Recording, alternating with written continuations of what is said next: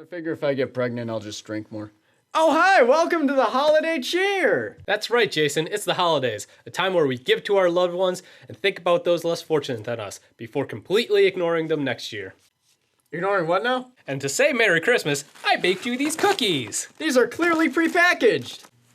And I have a gift for you as well that I will give to you after the review because it's a surprise. Yay! Now my expectations are even higher now! God damn it.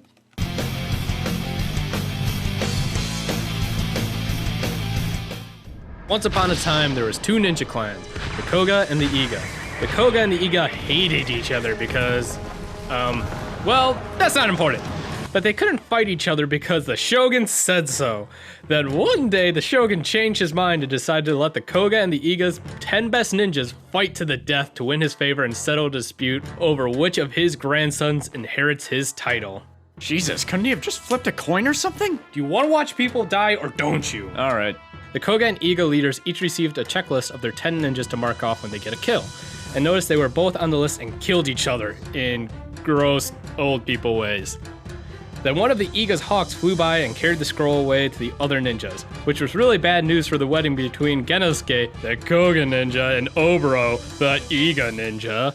Now, the Iga had a distinct advantage in that they were the only one of the two ninja clans who knew they were supposed to be killing each other, but had to keep it quiet while Oboro's fiancé Genosuke and his fat friend were over to hang out. Genosuke and Oboro were in the kind of love that Disney lies to children about and talked endlessly about how their wedding would bring lasting peace between their ninja clans. Meanwhile, the Iga managed to kill 4 Koga ninjas and only lose 2 of their own in the process before word got back to Genosuke and Oboro that their wedding list was now shorter and basically useless. But they bravely stood up for the peace they believed in. It turned out Genosuke only wanted peace as long as war wasn't an option, as he demonstrated by slaughtering some Iga guards with his magic eye technique that makes people kill themselves, and decided to take the hint that he wasn't welcome there. Oboro tried to stop him by using her power to cancel out the power of one of her own ninjas, but that just led to Genosuke blinding him. In retaliation, the Iga sent a ninja to blind Genosuke, and then Oboro blinded herself so she wouldn't have to use her power on another of her own kind again. With a third of the ninjas left without the gift of sight, Genosuke decided to go see the Shogun and to ask why the ninjas have to kill each other.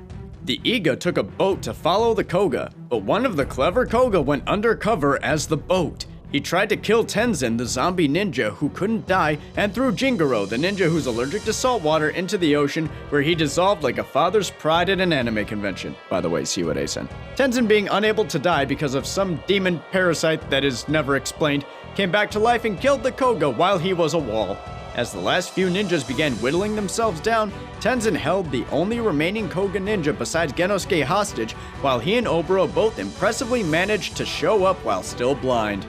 Genosuke beat Tenzin while still blind. The other Koga died of being a woman. Oboro unblinds herself to stop Tenzin from coming back to life, leaving Oboro and Genosuke. The rule makers for the death match set up a final match between Oboro and Genosuke. They both stab themselves, but Genosuke tells the rule bird that he died first, so the Igas win and nothing bad ever happens to Japan after that.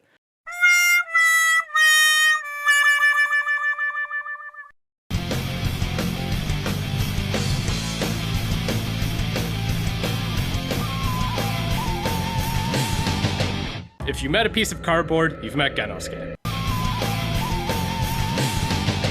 Oboro's power is canceling out other people's powers, but it might as well be crying. She wears her feelings on her giant sleeves and talks about them until something else happens. If she doesn't sound compelling, it's because she isn't.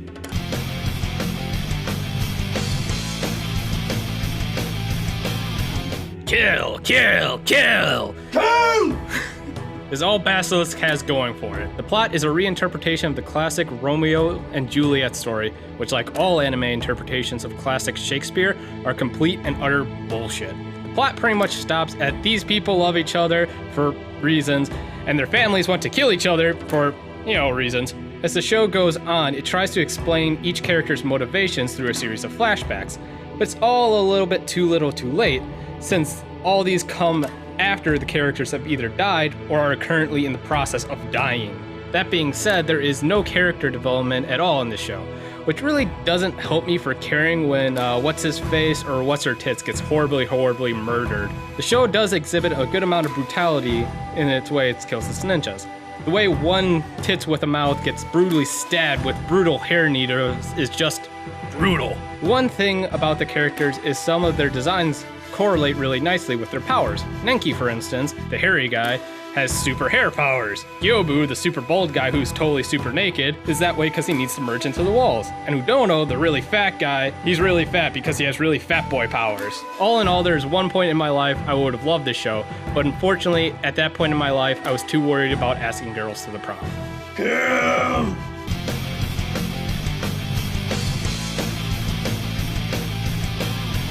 Basilisk begins as a senseless parade of two extremes, undue violence and drab virtue, but eventually finds the common ground between the two to become somewhat tolerable halfway through with its characters, if nothing else. The story is surprisingly thought out for a device to give the ninjas an excuse to kill each other, and can be hilariously melodramatic. But for a show so overwrought with an end goal of peace, the focus on gore and sex leaves the point of it all muddled. The show has a serious Madonna whore complex towards its female characters, sanctifying them or making them constantly in need or want of sex or love. And while Basilisk has a solid foundation to go on, the plot is a flimsy structure of flashbacks and fight scenes.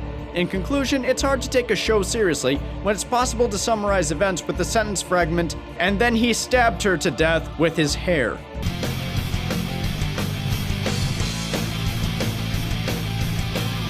All right, Eric, are you ready for your present? Yay! It's some ninja gear to murder your enemies with. Here you go, Jason. Some ninja gear to murder the innocents with.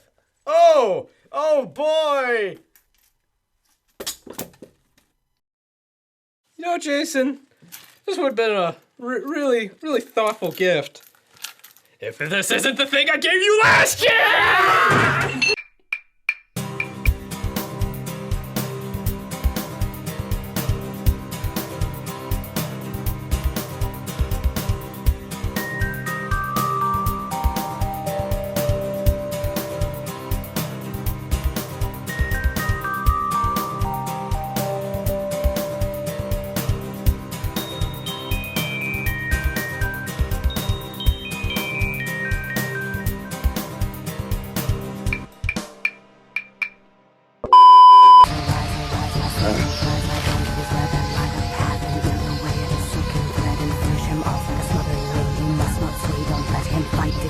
Spider savor each bite.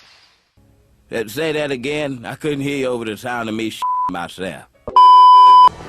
The faces in the fucking wall! Here you go. Take two! Damn it! Take three! Damn it!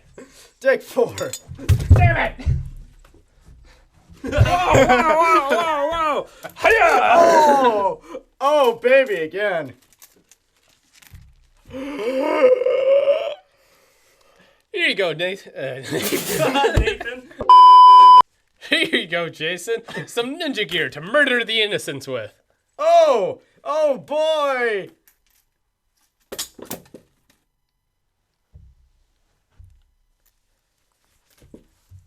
Be one with me! I'm going in dry.